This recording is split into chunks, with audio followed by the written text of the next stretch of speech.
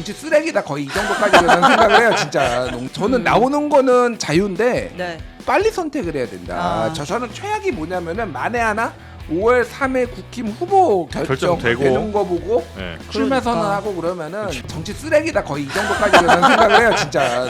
한덕수 권한대행은 현재까지는 출마 의지가 좀 강한 것 같습니다. 제가 어제 한 방송에서 네. 국무총리실에 비공식적으로 한덕수 권한대행 3호 대응팀이 만들어졌다라는 얘기와 소문이 있다라고 네. 얘기를 했거든요. 음. 그랬더니 바로 그냥 연락이 왔어요? 총리실에서 그런 거 만든 적 없다고. 어. 근데 제가 한덕수 권한대행에 대해서 한 10가지 정도를 얘기하고 다녔거든요. 네. 근데 아, 근데 그것만 왔어요. 그것만 이제 아니라고 그런 거예요. 미끼를 물어버렸네. 그렇지. 그러면 뭐예요? 30% 초반대 한 명, 아하. 네. 그리고 20% 초반대 한 명, 10% 후반대 한 명, 10% 초반대 한 명 이렇게 4명이 들어갔다라고 하고 나경원 후보는 9%대가 나와서 간발의 차로 떨어졌다라는 얘기를 네. 첫 번째는 지지층 역개몽. 윤석열한테 개몽됐던 사람이 다시 이제 현타가 온 거예요. 그러니까 여기에 기름을 부은 게 윤석열 신당. 예, 윤 어게인. 네 번째가 저는 이게 나경원 후보한테 뼈 아플 텐데 지지자들과 그 국민들은 나경원의 대선 후보급으로 보질 않은 거예요. 아, 급이 안 되는 예. 사람. 일단은 대단한 타격은 받은 것이 맞다. 나경원은 엄청난 타격을 받았다. 한없이 가벼운 정치 토크쇼 장르만 여의도 4월 23일 수요일 순서 시작하겠습니다. 반갑습니다. 정프로고요. 국민의힘 1차 경선 결과가 이제 어제 나왔죠. 4명 국민의힘 4명의 후보가 이제 확정이 됐는데 김문수, 안철수, 한동훈, 홍준표 이렇게 4명이었습니다. 나경원, 안철수 둘 중에 누가 들어갈까가 이제 초미의 관심이었는데 결국 그렇죠. 이제 안철수 후보가 들어갔고요. 아, 나경원 왜 떨어졌을까? 요거 한번 이분들과 이야기 나눠보도록 하겠습니다. 장성철 소장님 나오셨고요. 안녕하십니까. 네, 반갑습니다. 네. 그리고 김준일 시사평론가 오셨습니다. 예, 안녕하세요. 네, 반갑습니다. 자, 그리고 신혜영 기자가 함께 이야기 나눠주시겠습니다. 안녕하십니까. 네, 자, 4명. 사실 뭐 3명은 거의 다 들어갔을 거라 생각을 했고, 그죠? 네, 3명은 거의 확정적이었고 나머지 1명이 이제 안철수냐 나경원이냐 둘 중에 1명이 누가 될 거냐가 이제 관심이었는데. 왜 안철수였을까? 그리고 왜 나경원은 떨어졌을까? 혹시 뭐 언론들에서는 뭐 분석 같은 걸 많이 하고 있죠 지금? 이유 같은 게 좀 나오고 있습니까? 언론들이 많이들 틀린 것 같더라고요. 아, 언론에서도 예측을 많이 좀 네. 틀렸고. 그러니까 대체로 언론에서는 사실 이거를 뭐 누가 유력해 보인다 이렇게 기사를 쓸 수는 없고 수치를 보통 인용할 수밖에 없는 거잖아요. 그 전에 여론조사나 뭐 이런 것들. 그렇죠. 근데 네. 여론조사 보면 뭐 다 오차범위 내에 붙어 있긴 했지만 네. 나경원 후보가 조금 앞섰단 말이죠. 그러니까 당심에서는 대체로 나경원 후보가 좀 많이 앞섰고 그렇죠. 이번에 보면 그렇게 많이도 아니었어요. 그러니까 네. 그러니까 국민의힘 지지층에서 나경원이 요만큼 앞섰고 네. 그냥 무당층에서 안철수가 요만큼 앞섰는데 네. 다 합쳐서 나래비 세워보니까 나경원이 이렇게 줄을 세워보니 네. 나경원이 요만큼 앞서더라 라고 했던 건데 네. 실제로 뚜껑을 열어보니 역선택 방지 조항이 있었지만 안철수가 됐더라. 근데 최근에 나온 여론조사를 보면 예. 국민의힘 지지층 상대로 한 것을 보면 안철수 후보가 나경원 후보를 이긴 거는 이제 한 번 봤어요. 한 번. 예. 최근에. 그러니까 어제 나온 여론조사도 다 음. 국민의힘 지지층에서는 나경원 후보가 앞서는 걸로 나왔거든요. 네. 그래서 저는 이제 예측하기를 나경원 후보가 될 것 같은데 워낙 이제 오차범위 내이니까 박빙이니까 안철수 후보가 돼도 이건 이상하지가 않다. 음흠. 이제 그렇게 이제 물을 탔었거든요. 잘 탔네. 안전장치 마련했구나. 아니 근데 그래도 누가 될 것 같습니까? 그랬을 때는 그래도 나경원 될 것 같다 이렇게 얘기했거든요. 네. 그래서 여러 사람들하고 통화를 해봤어요. 예. 근데 제가 제일 설득력 있게 받아들였던 것은 무엇이냐면 최근 한덕수 권한대행이 출마한다라고 막 하니까 네. 결국에는 김문수 후보를 대선 후보로 만들어야 음흠. 한덕수 권한대행이 출마했을 때 단일화할 가능성이 높지 않냐. 네. 홍준표, 한동훈이 되면은 단일화 안 한다고 하니까 예. 이거는 김문수 후보에게 표가 쏠린 것이 아니냐. 그게 저는 제일 설득력이 있더라고요. 근데 저는 이제 요런 이제 그 해석을 들을 때마다 결과론적인 해석. 그러니까 투표하시는 분들이 가만히 있어보자. 지금 한덕수가 나올 것 같으니까 김문수와 요렇게 요 계산해서 하진 않을 것 같고 그냥 나경원 뽑으려던 사람이 좀 덜 나갔든지 아니면 나경원 너무 저 발언들이 이건 도대체 안 되겠다 싶은 사람들이 그냥 안철수한테 갔든지 뭐 이런 심플한 자, 선택이겠지. 몇 가지 이제 예. 이제 뭐 다 사후적이긴 한데 이제 애드훅 이제 방식인데 일단은 이게 조사 방식이 전화 면접이었어요. 예. ARS가 아니라 전화 면접을 그전 여론조사들이 아니 이번에 그러니까 이 경선. 경선을 하는 게 경선에서? 2만 명 샘플을 했는데 세 군데서 이제 여론조사 업체가 들어가고 전화 면접이었단 말이에요. 네. 전화 면접이 뭐 우리가 익숙해 알겠지만 ARS가 자동응답이 정치 고관여층이 더 많이 들어가고 전화 면접 같은 경우엔 상대적으로 중도층 쪽이 더 많이 들어간다고 보면은 이 이 조사 방식에서 일단은 상대적으로 안철수 후보가 조금 더 가능성이 생겼다. 이렇게 보시면 될 것 같고 사실 그 아까 말씀하셨지만은 이 격차가 이미 여러 여론조사에서 거의 박빙이었어요. 그 저기 CBS 노컷뉴스가 의뢰해서 KSOI가 조사한 거 보면은 역선택 방지 조항을 하더라도 저기가 나경원이 1.1% 포인트 안철수 앞섰으니까 완전 누가 돼도 오차범위. 이상한 게 없다. 예, 완전 오차범위였다라는 거고. 자, 그러면 이제 한 네 가지 정도 이유를 제가 이제 분석을 해보자면 네 가지나 있습니까? 예, 첫 번째는 지지층 역개몽. 예, 개몽. 역개몽.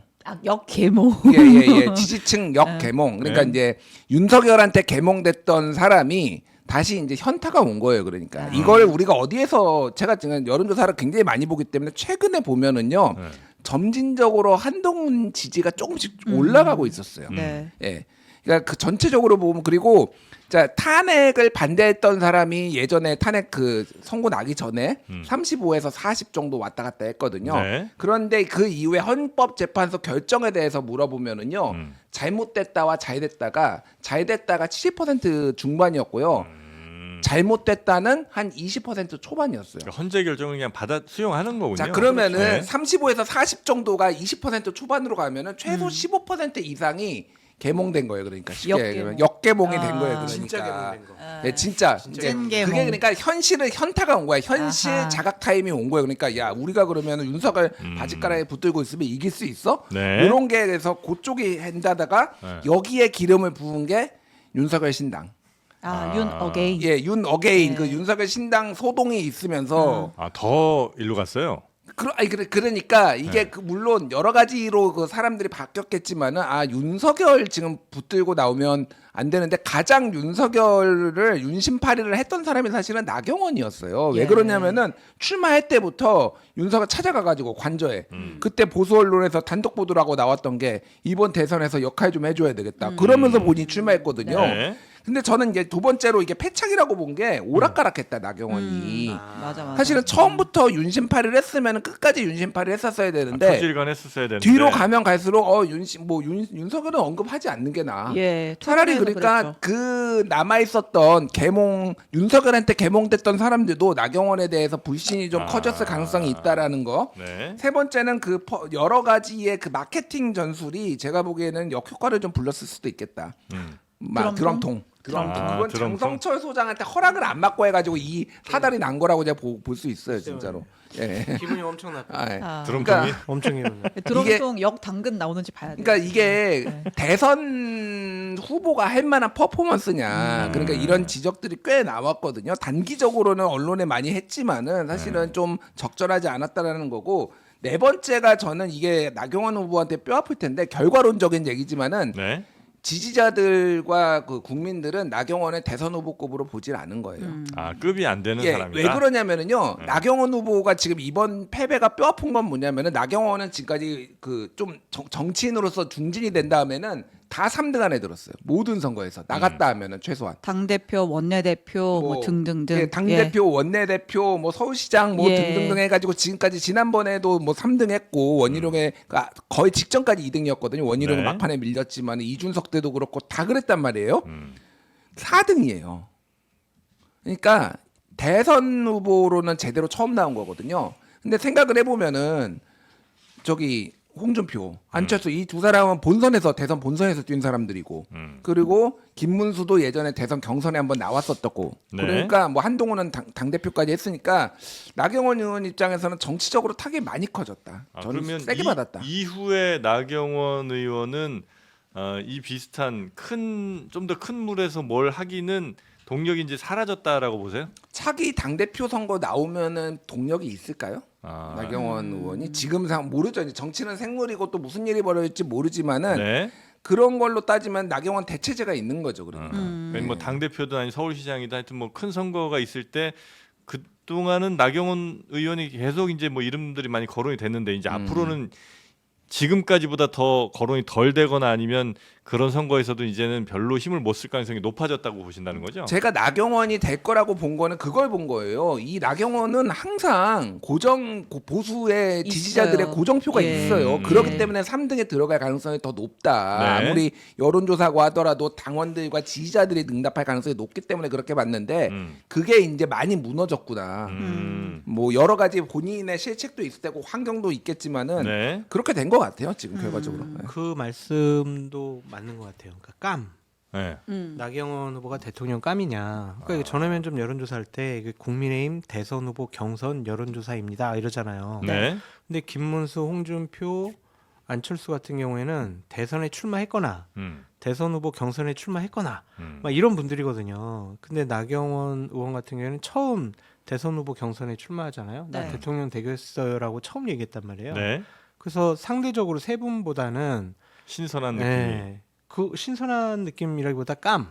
깜이 대통령 좀 깜인가. 덜 된다는 느낌이 네. 있었다. 중량감이 떨어진다. 그렇게 좀 생각한 부분이 있지 않을까. 그럼 나경원 의원은 이제 이 대선판에서 그래도 뭐 가만히 있지는 않을 거 아니에요. 이 4명 중에 누군가의 손을 들어줄 수도 내가 있고. 영입한다.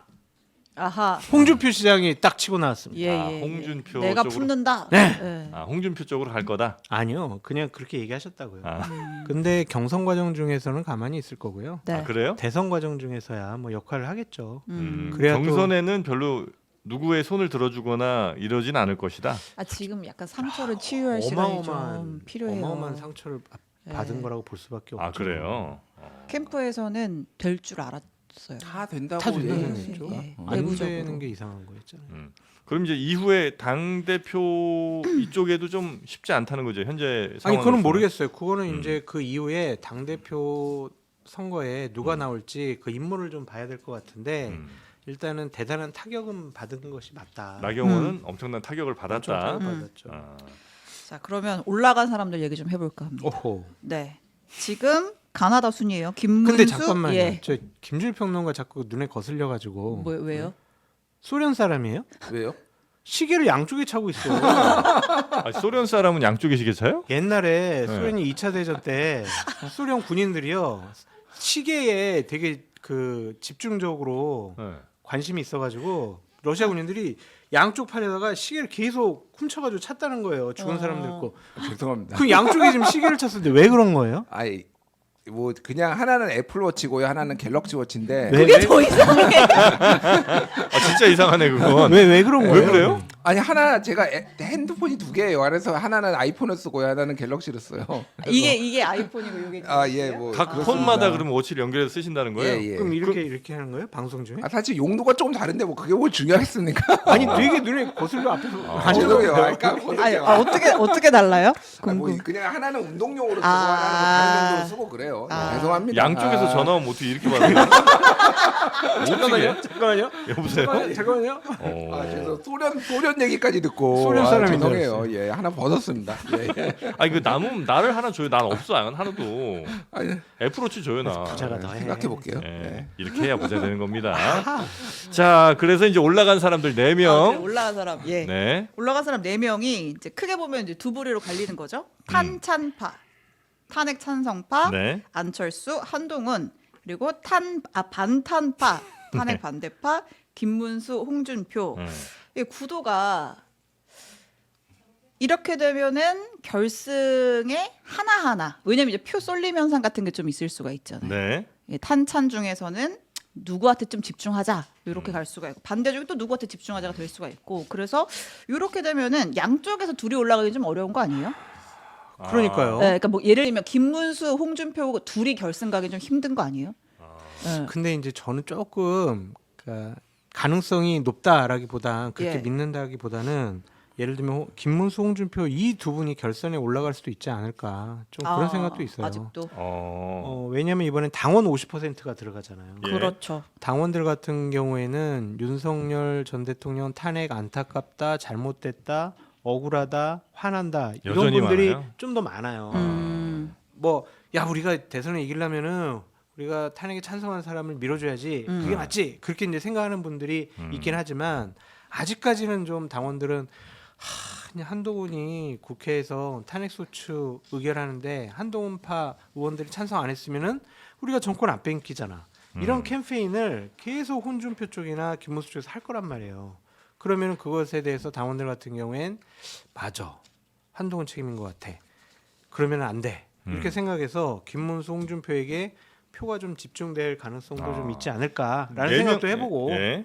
아니면은 한덕수가 권한대행이 나오게 되면은 단일화해야 되니까 지금 단일화하겠다라는 김문수를 밀어주고 그래서 홍준표 후보가 좀 빠지면서 김문수가 올라가니까 한동훈이 또 올라갈 수 있고. 찬탄파인 한동훈이 올라갈 수도 있고 뭐 어떤 상황이 벌어질지 근데 모르겠어요. 그 올라간 4명은 지금 지지율을 이제 공개 안 했잖아요. 안 했죠. 코 안 그만 했죠. 드시고요. 감기 심하신가 봐요. 어떡해. 김주신 평론가한테 지난주에 올맞어요. 좀 이따 먹을 거 드릴 테니까 코는 그만 드시고. 제가요? 네. 제가 그- 옮겼단 말입니까? 맞아요. 4명은 지지율이 득표율이 안 나왔잖아요. 안 났어요.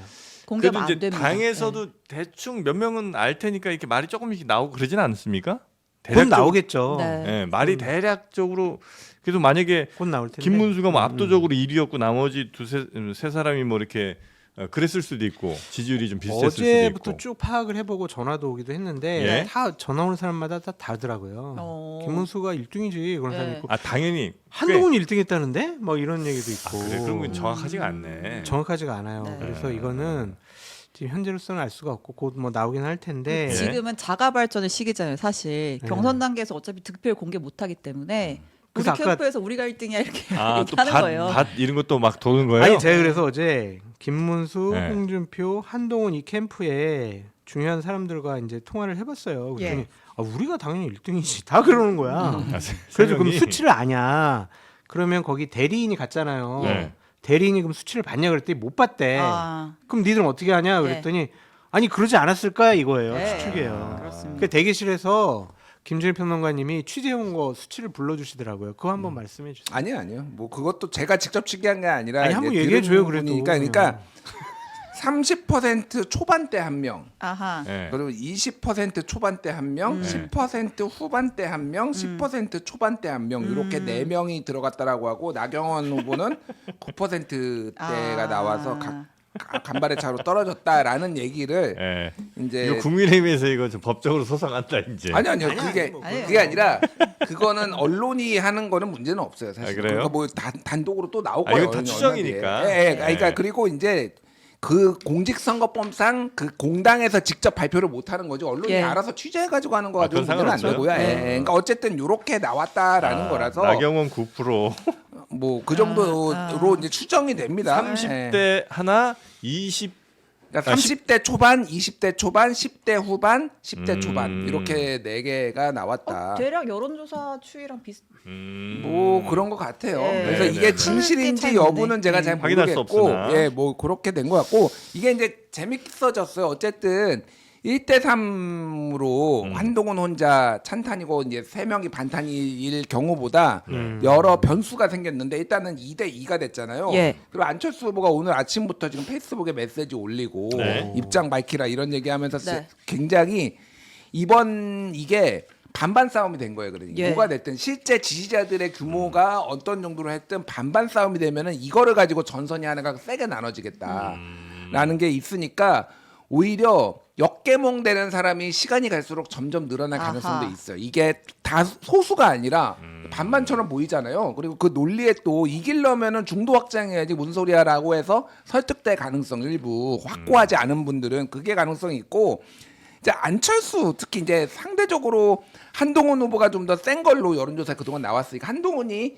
찬탄 쪽에서 올라갈 가능성이 높잖아요. 네. 사실 안철수 후보는 지금 화살은 김문수나 홍준표 대 가 있지만은 결국은 표를 가져오려면은요 한동훈 지지 성향의 사람들 거를 상당수 가져와야 돼요. 안철수 입장에선 그렇죠. 네. 그러니까 전선이 사실은 복잡하게 또 그어지겠다. 실제로는 아. 큰 틀에서는 2대2로 싸우겠지만은 이번에 이게 4강에서는 어떤 식으로 하냐면 지목해서 이제 토론을 해요. 같은 너 편 나와. 내에서 이제 네. 싸울 가능성이 높구나. 너 나와 그러면은 네. 안철수 한동훈이 의외로 이렇게 뭐 토론한다든지 나 검사 출신은 절대 안 된다. 또 검사한테 나라 맡길 거냐. 경제 전문가고 IT 전문가인 나한테 맡겨야 된다. 이런 얘기들을 이제 하기 위해서 끌고 나오고 뭐 이런 식으로 굉장히 김문수와 홍준표도 마찬가지예요. 사실은 표를 서로 잠식하는 거예요. 그러니까 이게 네. 겹치는 부분이 있으니까 그런 식의 굉장히 역동적으로 좀 이게 될 가능성이 있겠다. 예.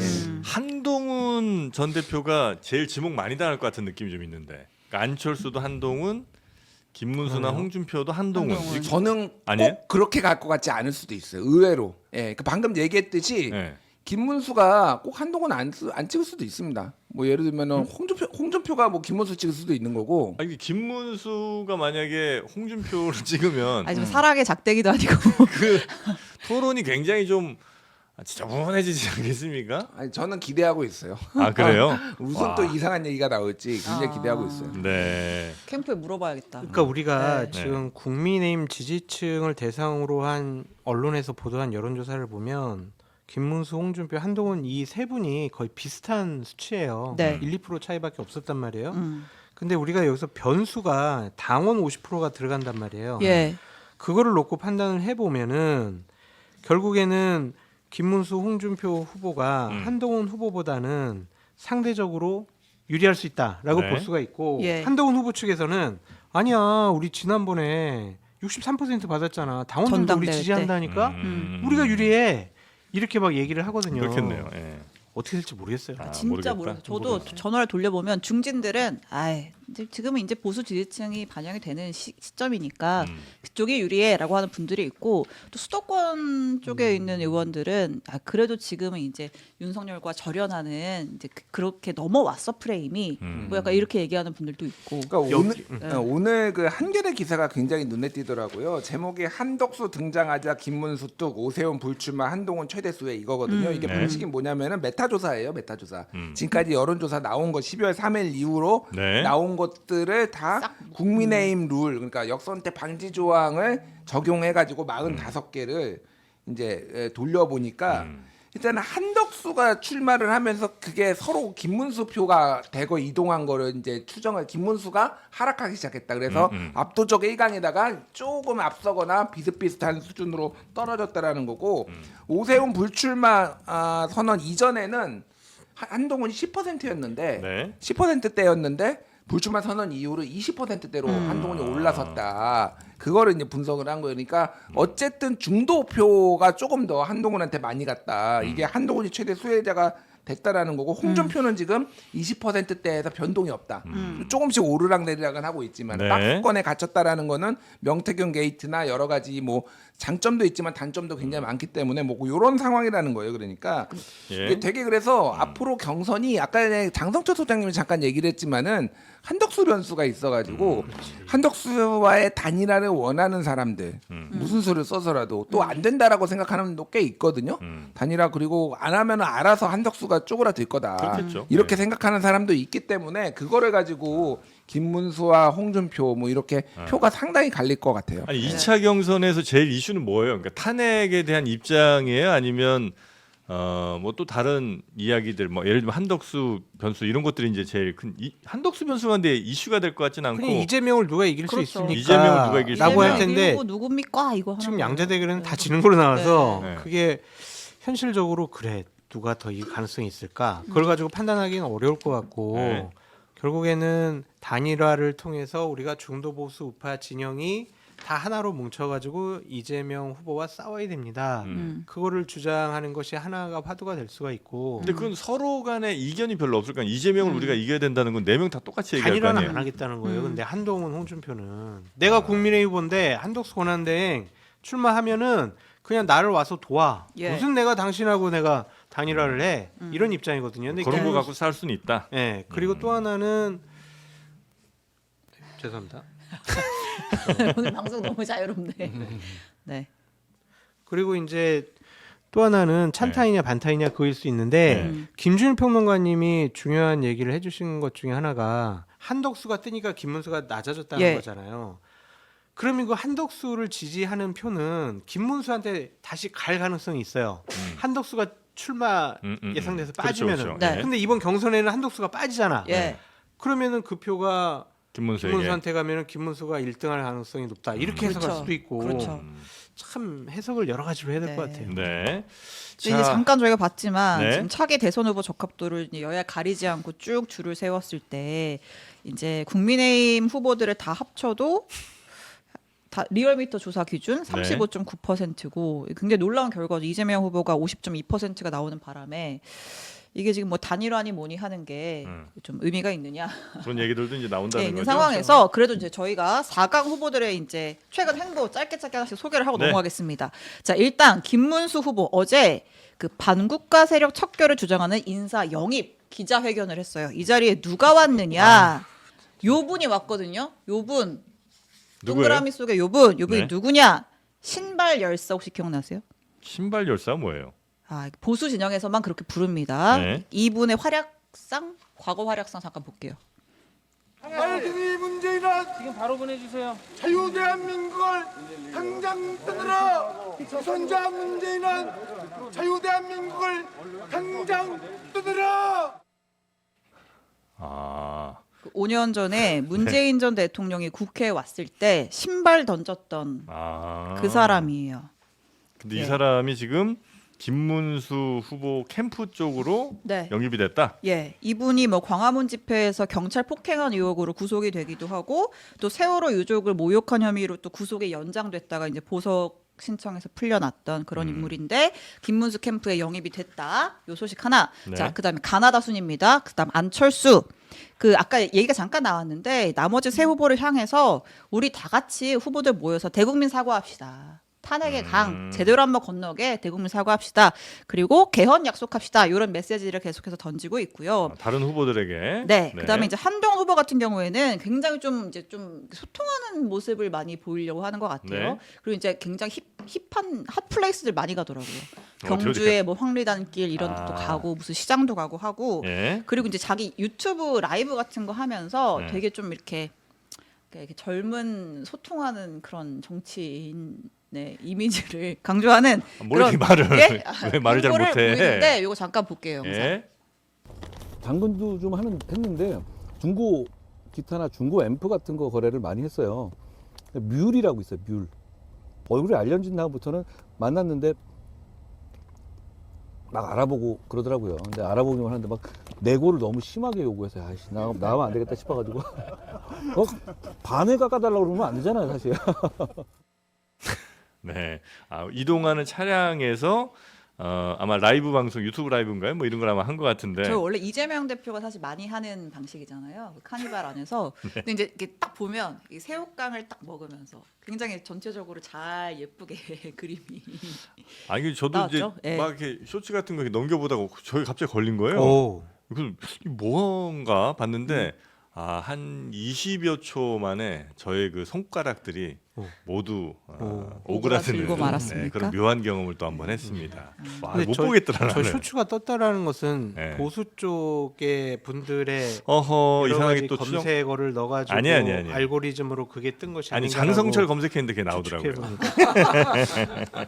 왜 나오지? 예, 그래서 이제 이런 거는 한 분 더 있죠 참. 홍준표 후보까지만 가고 일단 한번 얘기 한번 홍준표 나누겠습니다. 후보는 어저께 그 대한의사협회 관계자 만나서 예. 어쨌든 이제 본인의 행정경 같은 거를 좀 강조하는 그런 행보를 하고 있고 음. 이제 사실 핵심은 홈캠에 그 이제 흔히 말하는 친윤, 찐윤 현역 의원들이 이제 네. 대거를 좀 합류를 하는 모습들이 있습니다. 이철규 의원이 원래 이 총괄위원장으로 합류를 하려다가 이제 최근에 여러 가지 좀 뭐 논란이 있잖아요. 네. 이제 오늘 뭐 자녀가 뭐 아, 영장 실질 네네네. 심사도 받고 뭐 며느리도 양성 반응이 나왔다 이런 속보가 있던데 또 이런 네. 거가 있으니까 이제 직함은 떼고 일단 캠프에 합류는 한다. 이런 보도들이었고 아까 말씀하신 대로 뭐 나경원이 일로 갈 수도 있다. 그냥 김기현, 뭐 주호영 같은 경우는 TK에서 꽤 나름 영향력이 있기 때문에 이런 분들이 합류를 하게 된다면 꽤 세를 과시할 수 있다. 뭐 이런 움직임들이 있습니다. 근데 요거는 예. 한꺼풀 벗겨 보고 생각을 해야 돼요. 이철규 합류요? 아니, 그러니까 홍준표 캠프에서 오늘 네. 네. 의원들 5분을 영입을 해가지고 발표를 아까 했잖아요. 예. 네. 그게 와 5명이나 갔어? 이철규 갔어? 이렇게 생각하면 안 된다니까. 당초에는 20명이 합류한다라고 했어요. 그렇죠? 취재하셨잖아요. 네. 근데 네. 5명밖에 안 된 거야. 음. 그럼 왜 그랬겠냐고요. 아, 의원들이 눈치 보기 시작을 하는 거예요. 무슨 눈치를 보냐? 한덕수가 나올 수 있으니까 우리 그것 때문에 눈치를 좀 봐야 되겠다. 상황을 좀 지켜봐야 되겠다. 그런 거거든요. 네. 그러니까 5명이 합류했으니까 홍준표 캠프에 새가 붙었다라고 우리가 표현하는 것보다는 원래 원래 20명 수명하려고 했는데 5명밖에 안 붙은 거는 홍준표의 새가 꺾였다. 뭔가 이렇게 우리가 생각할 문제가 수도 있죠. 생겼다. 네. 그 이철규 의원 같은 경우는 합류하는 게 도움이 돼요? 이런 논란이 또 바로 뭐 이렇게 그 후속 기사로 드러그 붙으니까. 관련해서 예. 이렇게 논란이 좀 되면 안 그래도 이제 조금 안 하는 것보다는 낫겠죠. 안 하는 것보다 나아요 이게? 이철규 그 의원의 지역구에 있는 당원들은 네. 내가 홍준표로 갔어 그러면은 적어도 그분들은 그렇죠. 홍준표를 좀 더 많이 찍어주지 아니, 않겠어요. 차라리 되게 이철규. 티 안 내고 그냥 물 밑에서 도와 이러면 차라리 난 괜찮을 것 아니 같은데. 위장 전입일 수도 있다니까요. 아니, 근데 위장 그냥 위장 전입이. 상식적으로 네. 뭐 이제 당원들이나 네. 뭐 국민들이 아니 홍준표 캠프에 이철규가 갔단 말이야? 이철규 아들하고 며느리가 대마를 했는데 그럼 나는 홍준표를 안 찍어야지 이렇게 할까? 의사결정을 그거랑은 직접적인 관련은 그래요? 없어요. 제가 예. 보기엔 예. 그러니까 이철규가 후보면은 영향이 있겠지 당연히 이철규에 대해서. 근데 그 사람이 뭐 캠프에 있든 없든 저는 이건 무조건 도움이라고 보고 아, 어쨌든 그래요? 지난 정권에서 센 윤핵관 중에 한 명이잖아. 이게 권력의 향배에 사람들이 굉장히 민감하거든요. 어디로 지금 사람들이 가고 있는지 다는 아니더라도 윤핵관들이 움직이고 있다. 그럼 대세는 홍준표인가? 이렇게 사람들한테 당원들한테 뭔가를 심어줄 수 있기 때문에 이거는 무조건 뭐 이 사람의 인품이나 뭐 논란이나 이런 거하고 아무런 상관없이 무조건 이득이라고 보면 될 것 같고. 네. 한동훈 후보는 저희 어제 이제 제가 방송에서 인터뷰도 제가 진행한 라디오에서 인터뷰도 했어요. 좋은 얘기 해줘요. 화기애애하게 했어요. 예. 한동훈 대표가 그 얘기라 방송 중에 한 얘기는 아니고 주변에서 모두가 김준일 방송은 나가면 안 된다고 말렸는데 제가 나왔다고. 예, 위험하다 김준일은 뭐 이런 얘기를 했다라고 그러시더라고요. 근데 네. 한동훈 후보께 좀 한마디 드리고 싶은 거는 그러니까 뭐가 됐든 이제 이미지 뭐 그거 저는 그 홍준표 후보가 매우 무례했고 예. 그게 마이너스가 돼서 이번에 좀 고전을 할 거라고 고전도 아마 그렇게 했을 거라고 성적이 나왔을 건데 꽃게 사진 들고 이런 거 윙크하고 이런 거는 좀 안 하셨으면 좋겠다 이제 저게 이제 페북에 올린 거고 네. 포항뿐만이 아니라 여러 군데 영남을 다니면서 한동훈을 보면서 반색하는 사진들이 굉장히 많아요. 예. 한 10장 정도로 올렸어요. 페북에다가. 네. 그러니까 그거는 되게 좋은 거예요. 그러니까 왜 그러냐면은 내가 영남에서 배신자 소리 들은 게 아니라 나보고 이렇게 환호하고 좋아하고 막 우는 사람도 있고 막 이런 거는 좋은데 맨 그 사진이 여러 개 올리잖아. 그럼 맨 머리에 저 꽃게 사진을 올렸다. 대게 사진을 올렸더라고. 맞아. 윙크하는 거 이거. 그래서 그러니까 이게 너무 나르시시즘 바로 나르시시스트 저도 같다. 그거 봤는데 예. 각 후보들이 예. 무엇에 지금 푹 빠져 있는가를 제가 이렇게 쭉 지금 봤거든요. 보니까 김문수는 극우 세력에 푹 빠져 있죠.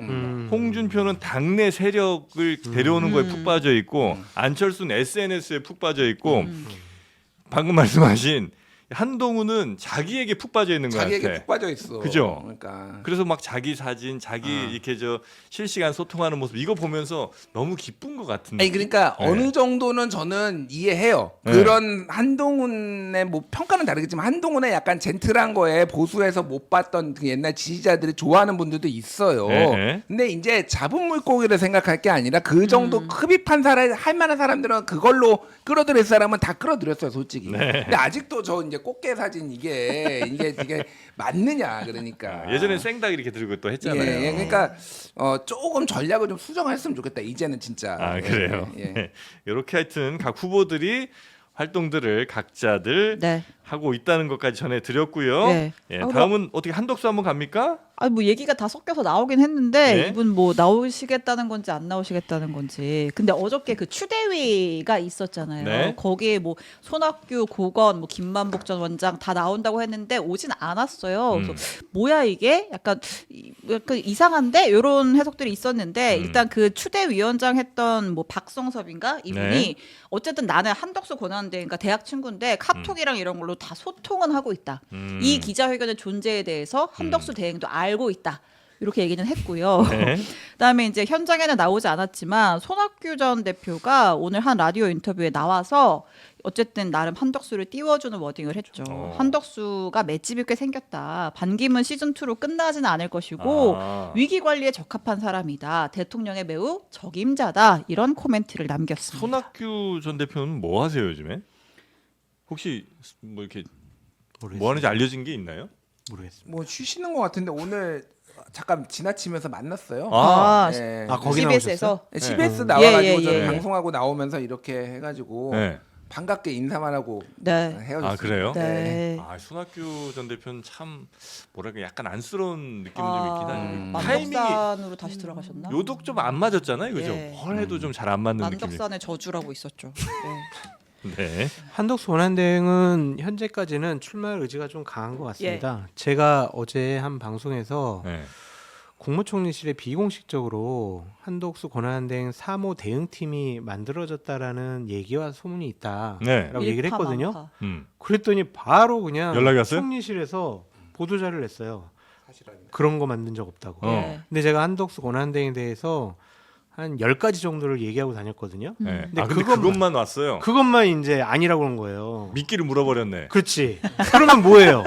와, 이건 곡성이네 곡성. 그러니까 그거는 부인했잖아요. 예. 네. 그러니까 다른 것은 사실이라는 얘기지. 다른 거는 아. 사실이야. 그렇지. 다른 건 사실이건 아니면 그것만큼은 진짜 아니라고 인정하면 안 되는 뭔가 부정하고 네. 싶거나. 그래서 자꾸 김건희 씨가 막 떠오르더라고. 제가 막 윤석열 정권 초기에 김건희 씨 얘기를 하면은 유독 거기에 이제 그냥 막 크게 두드러 맞았거든요. 그렇죠. 그 반응이 즉각적으로 오는 거 보면 네. 두 가지인데 한덕수 권한대행은 출마할 의지가 강하구나. 음. 그러니까 제가 계속 출마할 거예요 계속 얘기하는데 그거에서 부인하는 얘기는 안 하잖아요. 네. 그리고 야 한덕수 권한대행의 3호도 되게 센 분이구나. 바로 저렇게 즉각적으로 반응하는 사모 대응 걸 보면. 중요하니까. 또 이제 당사자가 입장 빨리 내라고 하는 경우가 있으니까. 어이구 지금 눈빛이 오, 그러니까. 너무 무서웠어. 네.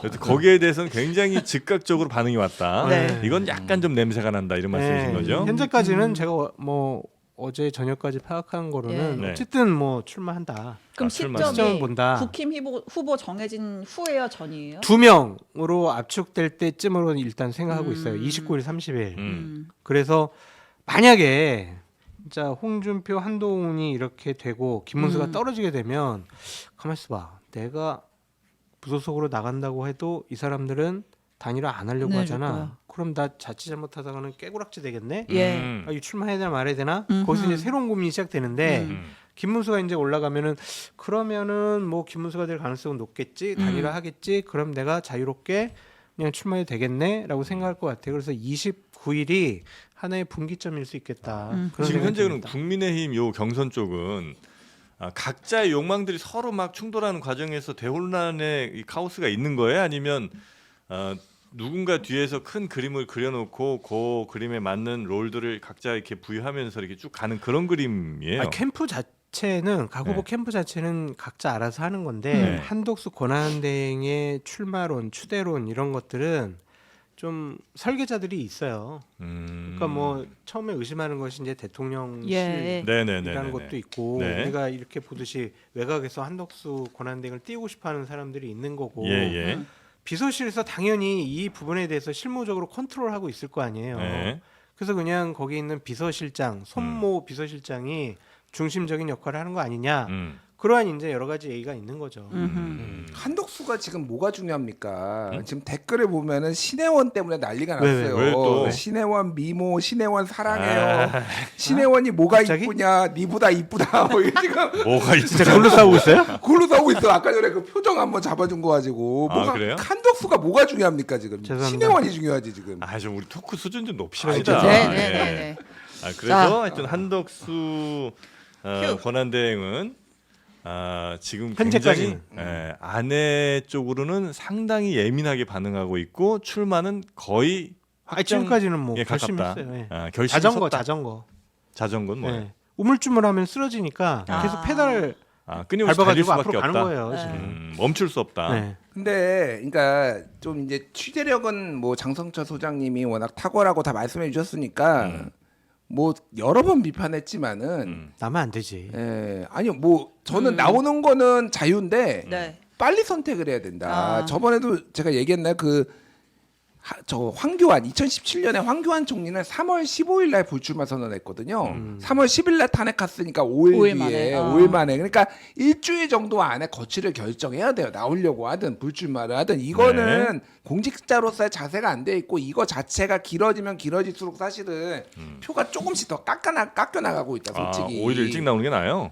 아니 상식적으로 생각을 해봐요. 그러니까 이게 대선을 관리해야 될 사람이 지금까지 이런 식으로 하고 뭐 굉장히 무책임하잖아요. 그러니까 본인 모든 거를 본인의 어떤 치적으로 지금 이용하려고 하는 게 너무 눈에 보이잖아요. 네. 그러니까 뭐가 됐든 결정을 하려면 빨리 해주는 게 맞다. 이미 늦었지만은 저는 최악이 뭐냐면은 만에 하나 5월 3일 국힘 후보 결정되고. 결정되는 거 보고 네. 출마 그러니까. 선언하고 그러면은 최악이다. 진짜 정치 쓰레기다 거의 이 정도까지 저는 생각을 해요. 진짜 농담이 만약에 아닙니다. 5월 3일 예. 이후로 저기 아이고, 나오면 이건 쓰레기다. 예, 정치 쓰레기. 인간 쓰레기가 아니라 정치 쓰레기. 정치로선 정말 예. 도의적으로 하면 안 되는 짓이다 그거는. 아하. 예, 그런 그 소신과 신념을 가지고 본인이 있다고 하니까 네. 주장을 하니까 그거는 평가받으면 되는 거고. 네. 한덕수 지금 뭐 어제 이제 추대론 뭐 추대위원회도 막 띄우고 예. 그랬잖아요. 음. 그 위원장인가 그분이 박성섭. 경기고등학교 동창이라고 네. 그러더라고요. 그러니까 이게 너무 웃긴 거예요. 그러니까 음. 뭐 사실은 저기도 얘기하고 고건 총리도 얘기하고 방금 누구였죠? 손학규 손학규. 대표도 얘기했는데 고건 총리는 세계일보 단독 기사로 나는 지지한 적 없다 정치에 손 뗐다 이게 어저께 나왔고요. 네. 어제 그 추대위원회에서 얼굴을 알만한 사람이 한 명도 없었어요. 제가 사진을 봤는데 약간 그 동년배 그 모임 같은 거 산악회 동창회? 모임, 동창회 모임이나 산악회 모임 같은 느낌이에요. 그래서 이게 정말로 그러니까 한덕수를 이용해서 지인들이 생명 연장의 꿈 아. 그러니까 그 정치 생명이나 이런 공직 생명 이런 걸 얘기하는 거예요. 그러니까 한 자리에 해먹을 수 있지 않을까라는 거의 그 급으로 보이더라고 솔직히. 메치니코프 같은 거다. 예, 잘못했어요. 네. 예, 어제 그거는 안 하는 일만 못했다. 솔직히 이거를 보면 그거를 또 자가 발전해서 전화 통화 트럼프랑 한 걸로 자가 발전해서 여기까지 오고 또 누가 이렇게 다들 얘기를 하니까 내가 안 나갈 수가 없지 지금 이러려고 하는 것 같은데 어제 거는 제가 보기엔 완전 황이다 진짜. 예. 최악이었어요 제가 보기엔. 자 그리고 네. 야당 이제 제1당 얘기도 한번 좀 가보겠습니다. 예, 이재명 대표와 관련해서 이 소식이 어제 속보로 들어왔죠. 대법원이 이재명 대표 후보의 공직선거법 위반 사건을 전원 합의체에 회부하기로 결정을 했습니다. 어저께 일단 바로 그 사건 첫 합의일까지 했고요. 진행을 했고 네. 당장 또 내일 속하겠다는 속보가 오늘 떴어요. 그렇죠. 그러니까 이제 굉장히 속도를 내고 있다라는 점이 일단 하나가 있는데 이재명 대표의 공직선거법 위반 사건 굉장히 속도를 낸다 대법원이. 네. 우리 기억하면 1심에서 유죄 나왔고 2심에서 무죄가 나왔죠. 네. 그다음에 대법원까지 올라갔어요. 그래서 2부의 배당이 이제 자동으로 기계로 이제 배당이 됐는데 이 조희대 대법원장이 이 대법관들의 의견을 들어서 이 사건은 전원 합의체에서 다루겠다. 4명의 재판관이 있는 소부가 아니라 재판관 전부 다 모여서 하는 전원 합의체에서 다루겠다. 어떤 의미가 있는 거예요? 전원 합의체로 간다는 거는. 그러니까 이제 뭐 소부에서 합의를 이루지 못한 경우나 네. 기존의 판례들이 좀 변경이 필요한 경우, 그다음에 사회적으로 굉장히 국민적 관심이 높은 사건, 이건 이론의 여지 없이 한번 간다. 예, 일 네. 때는 이제 다 같이 한번 들어보겠다라고 해서 전원 합의체에 넘기는 경우가 있는데 네. 보통 전원 합의체에 넘어가면 아니 4명이 하는 게 빠르겠어요? 12명, 13명이 하는 게 빠르겠어요? 4명이 빠르겠죠. 그러니까 원래 되게 오래 걸리는데 지금 보면 대법원이 굉장히 속도를 내서 요거를 처리하려고 하는 것 같고 이럴 때 이제 우리가 여러 가지 경우의 수가 있죠. 이게 대선 전에 그럼 결과가 나올 수도 있어요? 모르는데 네. 그럴 수도 있죠. 아, 대법원이 마음 먹고 열심히 추진해 버리면 그럴 수도 있죠. 어. 근데 이제 경우의 수는 이제 대선 뭐 전에 할 수도 있고 후에 할 수도 있는데 일단 무죄를 한다. 무죄로 결론을 내린다. 네. 혹은 파기환송을 한다. 네. 근데 보통 파기환송할 때 이제 유죄 취지로 파기환송을 고법에서 무죄가 나왔으니까 네. 파기환송을 한다. 아니면 아예 여기서 유죄로 파기재판 결론까지 내려버린다. 이런 파기재판이라는 경우의 거는 수들이 그 있어요. 형량까지도 그냥 대법원에서 결정해 버린다는 거죠. 예. 네. 그러니까 일단은 네. 이거는 여기에 이제 세 가지 전원한 협의체로 가는 게 세 가지 말씀해 주셨잖아요. 네. 이제 합의에 소부에서 합의에 이르지 못한 경우 기존 판례 변경 시 국민적 관심도 높은 여기에 사실은 하나가 더 있어요. 공개적으로 말은 못하지만은 이런 게 있습니다. 우리만 죽을 수 없지. 이제 4명이서 다 같이 죽자. 분산. 그러니까 우리가 왜 이거를 독박을 써야 돼? 물귀신 작전. 그러니까 다 같이 우리 14명이 그러니까 13명이 다 같이 이 책임을 지자. n분의 1로 가자. n분의 1로 n빵으로 네. 많으면 많을수록 한 명이 먹는 욕은 작아진다. 예. 그럼 이거는 소부에서 요청을 한 거예요? 아니 그렇게 이제 추정이 되는 아. 거죠. 제가 뭐 그거를 아. 근데 이 사안은 전원 합의체로 갈 거라고 이미 예상이 됐어요. 그건 놀랍지 않아요, 사실은.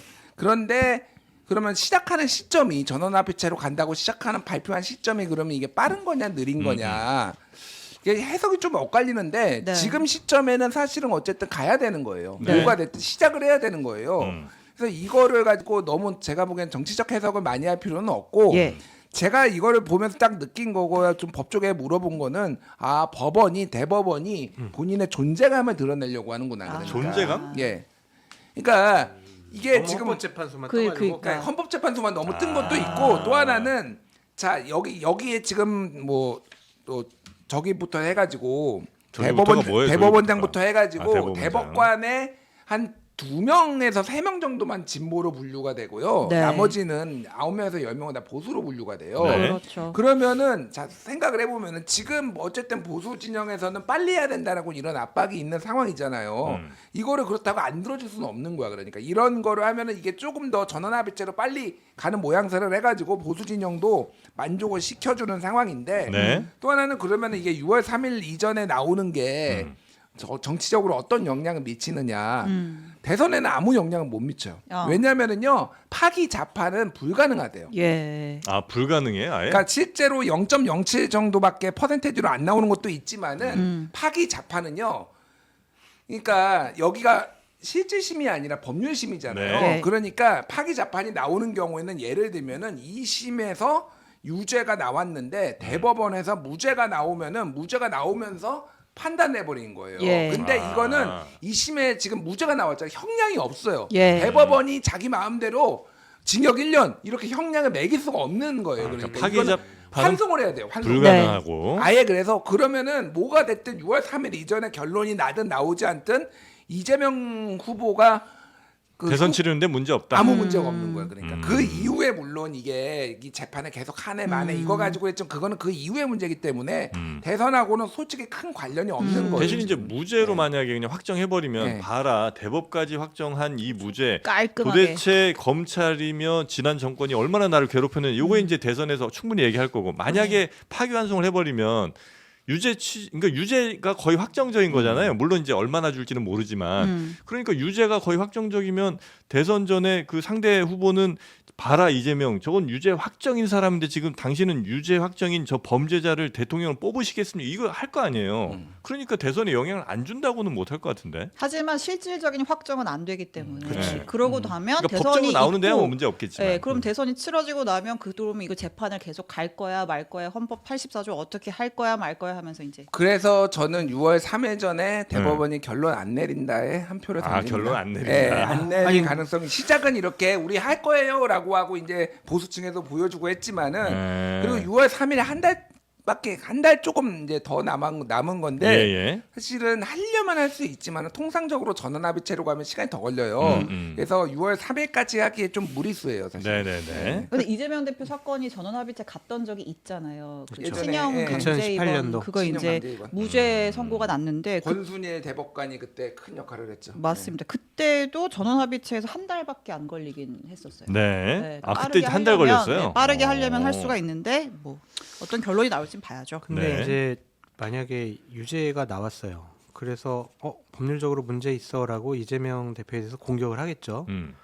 그러면은 국민들이 그래, 저 유죄 판단 받은 사람 대통령 되면 안 되지. 그러면은 누구를 찍을까? 이쪽을 딱 봤더니, 에? 비상계엄을 뭐 옹호한 어쨌든 당이네? 누가 됐든 옹호한 당이네. 네. 아이고 안 되겠네. 이럴 가능성이 높지 않을까. 그래서 대선에 결정적인 변수가 된다고 보기는 되지는 못한다. 어려울 것 같아요. 너무나 황당한 큰 일을 저질러 가지고 뭐가 면피가 안 돼요. 네. 음. 참고로 이재명 대표가 굉장히 또 사랑하는 평론가입니다. 저를요? 아니에요.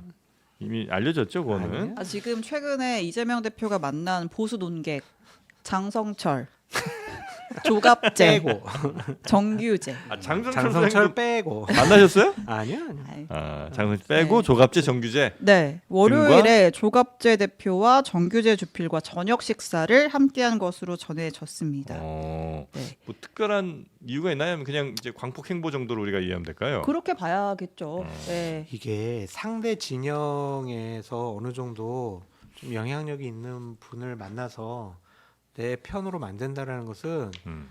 1+1이에요. 음. 2예요, 2 이게. 음. 그렇기 때문에 이거 상당히 의미가 있다. 이렇게 만나고 나면요, 솔직히 예전처럼 조각재, 정규재 이분들이 이재명 대표에 대해서 세게 비판 못해요. 인지상정이 있어가지고. 그리고 요거는 확실히 이재명 대표의 자신감인 것 같아요. 그렇죠. 왜냐하면 만약에 당내 지지나 뭐 이런 것들이 확실하지 않으면 그렇죠. 자칫 이런 분들 만났다가 저거 이런 욕을 먹을 텐데 네. 지금 뭐 당내에서 그 누구도 부정하기 어려운 상황이 되니까 그러니까요. 뭐 저쪽 있는 사람들 만나도 뭐 전혀 문제가 없는. 2021년도 민주당 경선 때 네. 그때 누구야 이낙연 전 총리가 박근혜 사면해주자 막 그랬다가 그냥 민주당 지지층들이 막 난리가 났었잖아요. 막 그러니까 이렇게. 돌맞잖아요. 그러니까 지금 자신감이 표현 그렇죠. 맞다. 그렇게 네. 보여집니다. 아니 이거는 그리고 전략적인 거예요. 그러니까 왜 네. 그러냐면은 그러니까 반대 진영 자기가 아닌 반대 진영의 논객들이나 뭐 예를 들면 이런 사람들을 잘 뭐 영입도 하는데 심지어 뭐 보수에서 뭐 중도 보수라고 민주당 얘기하고 그렇기 때문에 이거는 굉장히 전략적인 거고 이 두 사람이 어쨌든 뭐 보수 진영의 몸을 담았으니까 민주당이 집권하는 건 막아야 된다 이런 식의 얘기를 하고 있지만은 이재명에 대해서 그렇게 원래 그렇게 좀 뭐라고 해야 되나 뭐라고 해야 되나 세게 그렇게 하지는 않아요. 박한 평가를 하진 예, 않았다. 예, 예. 아. 그런 사람들이니까 뭐 네. 예. 김문수 후보가 두 분하고 같이 저녁 먹자고 하면 드실 거예요? 아니 저는 뭐 사람을 가릴 이유는 없죠. 아 그래요? 예, 제가 김문수를 지지하는-거나 그런 건 어. 상관없이 같이 식사 한번 합시다. 나 김문수인데요. 식사 한번 합시다. 괜찮아요? 누구시라고요? 김문수라고요. 누구시라고요? 아 근데 뭐 네. 그런 거는 저는 문제 없다고 뭐 밥. 아, 밥도 그래요? 뭐, 예. 그러니까 예전에 기억하실지 모르겠는데 제가 2021년에 네. 국민의힘 경선 국민 면접관을 했어요. 그때 진중권 교수랑 저랑 아, 이렇게 그래요? 예. 그래가지고 그때 홍준표 후보 뭐 아. 제가 질문도 했잖아요. 돼지 발정제 그런 거 얘기해가지고 여자들 표 안 나오는 거 아니냐? 그럼 질문을 하셨어요? 예. 직접? 예. 그러니까 홍준표 후보가 네 맞습니다 이렇게 얘기를 해가지고 그게 화제가 됐어요. 그러니까 예, 맞습니다. 그러니까 그런 예. 효과도 있는 거예요. 그러니까 저같이 좀 세게 얘기하고 좀 어. 반대 진영으로 생각되는 사람들을 불러다가 네. 이렇게 뭐 하는 것도 있는데 네. 그때 홍준표의 위트와 지금의 홍준표의 위트는 달라졌다. 그러니까 그때는 자기애를 낮추는 것도 있어요. 그러니까 솔직함이 좀 있었는데 지금은 남의 허점을 가지고 한동훈 뭐 가발이네 뭐 생머리네 뭐 이런 거 가지고 하는 아주 저질 급이 네. 낮은 좀 그런 개그를 맞아. 한다. 좀 별로였어요. 자, 그리고 뭐 이재명 후보가 의대 정원 합리화 또 공공의대 설립 같은 얘기도 있었는데 이재명 네. 후보의 공약 관련해서는 저희가 한번 시간을 내서 따로 그렇습니다. 한번 다뤄보도록 하고요. 네. 김건희 씨가 JTBC 단독 보도 하나 또 가야죠. 오. 네. 예, 건진법사 관련 단독 보도인데 일단 사진 한 장만 볼게요. 네. 이 굉장히 화제가 됐던 사진입니다. 저는 2000 화제가 된지도 몰랐는데. 진짜요? 네. 아줌마들 사이에서는 굉장히 화제가 됐던 사진인데, 그러니까 네. 이제 2022년 네. 윤석열 전 대통령의 첫 해외 순방, 나토 네. 순방 때 스페인을 갔는데 그때 이제 김건희 씨가 저 목걸이를 찾는데 저 네. 목걸이 얼마인 줄 아세요? 뭐 한 100만 원 넘겠죠. 장난하나요? 네, 저게 한 6천만 원 정도 상당의 천? 네. 굉장히 뭔데? 고가의 명품 브랜드의 다이아몬드 목걸이로 알려져 있는데 네? 이제 저 정도 가격의 장신구 보석을 갖고 있으려면 네. 재산 신고를 해야 돼요. 어. 근데 이제 없었어요 거기에. 그럼 이거 네. 어디서 난 거야라고 하니까 이거 누가 뭐 혹시 뭐 청탁 뭐로 준 거 아니야라고 하니까 당시에 대통령실에서 지인한테 빌렸다라고 해명을 했단 말이죠. 비싼 거는 이제 누구나 다 인정할 수밖에 없는 거고. 그 브랜드 가면 있으니까 아, 가격이 그래요? 있으니까. 짝퉁일 수는 없죠.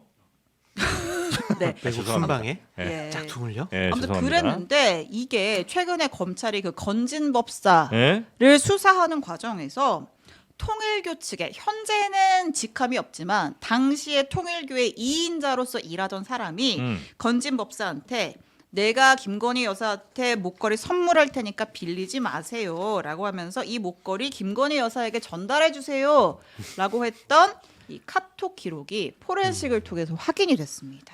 왜 구차하게 빌리냐? 네. 내가 주겠다. 예. 이런 거네요. 네. 근데 이제 건진법사가 중간에 그냥 먹었다. 근데 이거예요? 이제 건진법사의 주장은 네. 내가 그 목걸이 받아서 김건희한테 안 줬다. 받은 것까진 맞고 근데 받았는데 안 줬고. 왜 안 줘? 그럼 어쨌어? 네. 잃어버렸대. 본인 먹은 거지 뭐. 6천짜리를 그 6천짜리 잃어버리면 신고 안 하나? 뭐 아무튼. 말도 안 돼. 네. 아, 아무튼 그러니까- 그렇게 주장을 네. 하고 있는데 이제 여기서 또 하나는 그래서 네. 이제 결국은 이 지금 현직에 없는 윤모 본부장이 네. 윤전모 본부장이 이 건진을 통해서 윤석열 당시 당선인에게 계속 접촉을 했던 시기가 일단 캠프 시기 2021년부터 접근을 했고 네? 당선이 되고 나니까 이 건진을 연결고리로 해서 독대도 했다더라. 아. 1시간 넘는 독대도 계속해서 했고 그 당시에 뭐 통일교의 뭐 부동산 개발 사업 같은 그런 네. 여러 가지 현안들을 거론하면서 내가 이제 계속 이제 윤석열 앞으로 대통령과 계속해서 이런 것들을 논의할 거다. 이런 얘기를 또 주변에 했다고 하고요. 예. 통일교는 진짜 부동산 어마어마하더라. 어마어마하죠. 예, 그 여의도에도 막 아마 지금 현대백화점 자리인가? 거기가 아마 통일교 거죠? 그렇죠. 네. 아. 거기뿐만 아니라 하여튼 IFC. 예, 서울 하여튼 곳곳에 굉장히 핵심 지역에 아니 양평 가평으로 가다 보면 또 많아요. 예. 그러니까 네, 통일교 양평에 김건희 땅이 맞나요? 통일교 땅이 맞나요? 오 모르겠어요. 네. 아. 여튼 지금 뭐 확정적인 건 아니지만 통일교에서 건진법사 통해 김건희 씨에게 6천만 원 상당의 다이아 목걸이를 건넨 거 아니냐는 의혹이 충분히 나올 수 있고 물론 이제 건진은 아니다 내가 받아서 그냥 중간에 잃어버렸다라고 얘기하지만 그렇게 보긴 굉장히 어려운 상황들이 이제 사진 등을 통해서 지금 보여지고 있다는 거죠. 저의 궁금증은 네? 이 목걸이 지금 누가 가지고 있을까?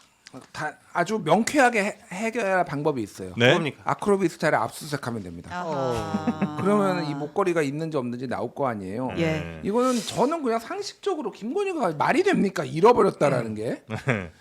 아니면은 딱 예. 보니까 옆에서 건진법사 부인이 내가 진짜 평소 갖고 싶었던 거였는데 슬쩍 했어, 그냥 그래서? 잃어버렸다 그러고 나 줘. 이럴 수 있지 않을까? 연기 잘해. 만약에 그렇게 되면 설득력 있어. 이거 준 사람 그러니까 통일교 쪽에서 가만히 있겠냐고요. 근데 어떻게 김건희 씨한테 확인을 못 하잖아요. 혹시 제가 갔는지 안 갔는지. 네. 보냈는데 받으셨어요? 이렇게 못 하잖아요. 그러니까 중간에 건진을 통해서 준 거지. 직접 줄 수 있으면 왜 못? 아니 근데 어쨌든 김건희가 찾잖아요 지금. 아니 이건 빌린 거라니까. 이 아니, 다음에 아니 그러니까 다음이죠. 이거 빌린 건지 빌린 거가 아니라 받은 거겠지. 저는 그렇죠. 이거부터 해명부터 저는 솔직히 못 믿겠어요. 그러니까 빌렸다라고 말은 네. 하지만은 이미 이때 네. 받은 거겠지. 네. 요 목걸이 얘기하는 거예요, 장소님. 그러니까 요 목걸이. 요 목걸이니까 이 목걸이 받았겠지. 찬 다음에 주다라는 거 아니에요? 아니 그게 아니고 아니에요. 이제 요 목걸이를 처음에 순방 갈 때 어쨌든 첫 순방이니까 막 장신구 뭐 할까 막 고민을 했을 거 아니에요. 그러니까 어디 가서 빌리지 말고 내가 줄게라고 해서 그거를 차고 간 거 아니냐 이렇게 지금 그런 그러니까 흐름입니다. 이 목걸이야, 이 목걸이. 예, 그러니까 그 목걸이가 우연치 걔가 않게 갑니다. 지금 댓글에도 나왔는데 건진이 잃어버렸는데 우연치 않게 건이가 주순 거야. 오, 진짜 우연이야 우연. 한방 목걸이에 싹 흘리고 공부력계도. 이렇게 주순 거야. 그래요. 그럴 수도 있겠네요. 여튼 지금 또 김건희 씨는 공천개입 의혹 관련해서 변호인이 뭐 선임했다는 얘기도 있던데요. 네, 선임계 제출했다고 예. 하고 이제 검찰이랑 이제 구체적인 뭐 대면 조사 날짜, 시간 이런 거를 좀 조율할 걸로 보입니다. 네. 예. 근데 JTBC 어떻게 이런 거를 다 취재하세요? 대단하시다. 어떻게 하냐고요? 네. 열심히 합니다. 오, 네. 네. 특별한 비법이 있었네요. 열심히 하는 거고요. 예. 네. 네. 그렇게 열심히 일하신 기자분들께 선물 하나 좀 드리고 싶습니다. 뭡니까? 네. 광어회. 광어. 자연산 광어회. 와. 네, 오늘 여러분께 한번 보여드리도록 하겠습니다. 자, 이렇게 어머나. 어머나. 냉장 포장이 아주 깔끔하게 돼서 오고요. 자, 광어회 다 좋아하시잖아요. 네, 회하면 광어 아니겠습니까? 네, 이렇게 아이스팩까지 같이 와서 아주 시원하게 드실 수 있는 거. 너무 요거를 뭐 굳이 뭐 접시 이런 것도 필요 없습니다. 그냥 오면 바로 그냥 접시 여기서 채로. 지금 자르는 건가요? 바로 여기서 그냥 잘라갖고. 한번 자, 들어서 보여주세요 일단. 네, 요렇게 이제 오는 거죠. 이게 얼마예요? 요거 가격은 제가 좀 이따 알려드릴게요. 오, 일단 가격이 드셔보자. 중요해. 예. 먹어보자. 아, 진공 포장이에요? 바다 진공 포장입니다. 오. 바다 향기가 자, 그대로 잠깐만, 녹아 있는. 제가 윤석열 빙의할까? 야 소주 가져와. 죄송합니다. 자, 여기 이렇게 이거 경호처 직원들이 작살로 잡은 거예요? 포장까지 아, 진짜? 넣어서 드리겠습니다. 아, 있습니까? 여기 있어, 이미? 여기 아, 있어, 네네. 있어. 그렇게 해서 한번 먹어볼게요, 드셔보시고 일단. 제가- 깻잎이랑 싸서 여기 드셔보시면 되겠습니다. 자, 요 우리카세 장어 오돌뼈에 의해서 신 메뉴 국내산, 이게 또 자연산이라는 거예요. 저는 이제 이거 확실한 건 좀 여쭤보고 싶은데 그냥 낚시에서 잡았나 봐 이거를. 근데 진짜 잡는 광어는 거예요. 거의 우리나라의 대부분이 이 양식인데 네. 진짜 자연산이라면은 네. 대단합니다. 근데 이게 되게 좋네요 이게 괜찮죠? 식감이 아니, 이게 자연산이냐고 자꾸 물어보시는데 저희도 그 여러 차례 물어봤어요. 제가 뭐 이거는 제가 잡은 게 아니니까 제가 보증 못하겠지만 자연산하고 그 양식하고 사실 구분이 잘 안 돼요. 네. 광어 같은 경우는 구분은 잘 안 되는데 네? 자연산이 조금 더 쫄깃해요. 아, 확실히 그렇습니까? 확실히 네. 조금 더 쫄깃해요. 근데 요거는 쫄깃하기는 하네요. 아. 그리고 아세요? 자연산이 어쨌든 우리 항상 제철에 먹어야 되잖아요. 이 자연산 광어가 4월 말에서 6월 초가 제철입니다. 얼마예요? 이게 예. 용량에 따라 좀 다른데 요게 이제 300g이 그렇습니다. 23,900원. 지금 요 보여드린 게 23,900원이고요. 네. 그다음에 자르지 않은 필렛도 있어요. 그러니까 통으로 온 거. 통으로 온 거. 그게 500g에 33,900원. 집에서 썰어 드셔도 됩니다. 근데 이 광어 뱃살은 어디 갔어? 이렇게 해서 뱃살 먹어야 되는데. 광어 지느러미 아니에요? 뱃살. 아, 뱃살. 아 네. 그리고 저희가 다 뱃살도요. 미리 먹어봤어요. 음. 우리 최은경 기자가 또 시켜서 먹어봤는데 이게 양이 꽤 돼요. 그러니까 최소 2명은 배불리 먹을 수 있는 양이고 그래. 지금 같은 제철이라서 이 네. 살이 단단하고 쫀득하고 담백하고 굉장히 맛있다. 아, 오늘 굉장히 광고에 적극적이시네. 우리 신 멘트가 기자님. 있습니다. 예. 네. 그리고 무료 배송인데 이게 배송이 조금 걸릴 수 있다라는 거는 저희가 미리 말씀드릴게요. 왜냐하면 자연산이라서 아, 잡는 매일- 대로 줘. 잡는 대로. 매일매일 나가서 주문 들어오면 진짜 매일매일 주업을 신하영 기자 다시 보니까 홈쇼핑 포스트 같아. 매우 잘해. 아니 그런 말 들으면 현타 오니까 하지 마세요. 아무튼 매일매일 조업을 통해 잡다 보니 네. 정기 잡히는 날도 있어서 이런 경우에는 배송이 조금 늦어진다고 직접 개별 연락까지 드리니까 아무튼간에 신선한 제철 광어를 먹을 수가 있다. 자 아래 전화번호로 전화를 주시기 연락 바랍니다. 주시면 감사하겠습니다. 근데 그 지금 목걸이랑 귀걸이 반클리프 그거 아니에요? 아닙니다. 비싼데? 네, 한남 오거리에서 주웠습니다. 건진 집 앞에서 주는 거 아니야? 예. 네, 건진 목걸이. 예. 네. 휴. 자, 이렇게 네. 여러분이 맛있게 드실 우리카세 괴물 광어회 집에서 한번 편안하게 소주랑 함께 즐기시기 바라겠고요. 맛있네요. 네. 맛있어. 저도 먹겠습니다. 네. 자, 맛있게들 드시고 근데 양식 우리가 이렇게 먹는 거 광고하는 거 잘 팔리긴 한데요. 이게요. 좀 모르겠어요, 그걸 저는. 그러니까 아니 그러니까 다 잘 되니까 하는 것 같아요. 내가 봐도. 하여튼 뭐 맛있게들 드시면 됩니다. 네. 바다 향기 냉동은 그대로 아니죠? 아, 냉동이라뇨. 냉장. 회는 알아? 냉동하면은 근데 냉동- 식감이 완전히 그럼요. 냉동 못 먹어. 그럼 며칠 안에 먹어야 되는 거예요? 네. 그냥 시키고? 그리고 바로? 오는 과정에서 그럼요.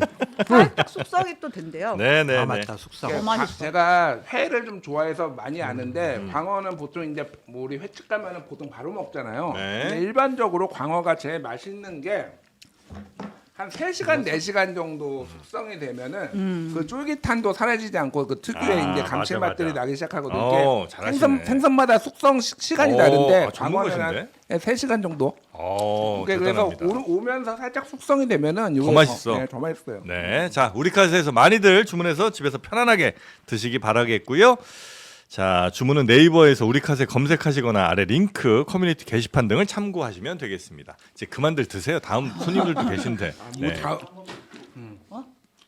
자 그리고 요게 이제 참 배송 시간이 중요할 수 있는데 매일 오전 10시까지 오전 10시까지 주문하시면 당일 작업을 해서 다음 날 받으실 수 있게 이렇게 배송을 해드리니까 가능하면 오전 10시까지 주문하시면 좋겠고 만약에 그 넘어서 이제 주문하시면 꼭 다음 날 이렇게 이제 도착을 할 수 있겠다. 그건 미리 좀 말씀을 최용영 드리겠습니다. 기자님이 저쪽에서 이거 다 먹었나 안 먹었나 이렇게 쳐다보고 계세요. 남겨 주셔야 합니다. 네. 남겨드리겠습니다. 자 그럼 오늘 함께해 주신 두 분 여기서 보내드리고요. 저희는 인터뷰를 좀 이어갈 텐데 김영한 의원이 오늘 나옵니다. 예, 특히 이제 그 최상목 저격수 네 김영한 의원이 나오시니까 계속해서 많은 시청 부탁드리겠습니다. 두 분 대단히 고맙습니다. 감사합니다. 네.